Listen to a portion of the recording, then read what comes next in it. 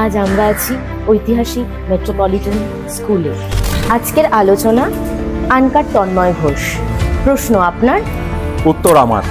আজকের ভারতবর্ষে সংসদীয় রাজনীতিতে তথা বাংলায় মহিলাদের ভূমিকা কি? নারী স্বাধীনতা অন্যতম একটা বড় চর্চার বিষয়। মায়েরা আছেন তাই আমরা পৃথিবীতে আছি। সুতরাং আমরা পৃথিবীর মানব সভ্যতার ইতিহাস থেকেই এটুকু জানতে পারি যে মহিলা বা নারীরা ছাড়া এই পৃথিবীতে থাকা অসম্ভব। অর্থাৎ সৃষ্টির আদি হচ্ছেন মহিলা, মায়েরা। বর্তমানে যুব ছাত্র রাজনীতি নিয়ে আপনার কি মতামত? দেখো, ছাত্র এবং যুব রাজনীতির দুই মূল স্তম্ভ। ছাত্র রাজনীতি ছাড়া রাজনীতির ভবিষ্যৎ অন্ধকার। ছাত্র রাজনীতি হচ্ছে পাহাড় থেকে নেমে আসা নদীর মতো। তখন সে উত্তাল, উদ্দাম, তার নীতি, তার উদ্দামতা, তার আবেগ, রাস্তায় পড়ে থাকা, এই জায়গা থেকে শুরু হয় ছাত্র রাজনীতি।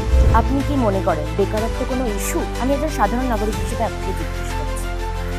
দুর্ভাগ্যের বিষয় হচ্ছে বেকারত্বটাই ইস্যু হওয়া উচিত ছিল রাজনীতিতে। আমার মনে হয় আগামী 3টে নির্বাচন শুধুমাত্র বেকারত্ব নিয়ে হওয়া উচিত। সারা দেশে কুম্ভ নিয়ে এত উন্মাদনা, কি বলবেন আপনি? সমস্যাটা সেখানে তৈরি হয়েছে যে কুম্ভ বা মহাকুম্ভের মতো এই যে বিপুল মানুষের সমাগম হচ্ছে, তাই নিয়ে গণ উন্মাদনার সৃষ্টি করা হয়েছে রাষ্ট্রের মদতে।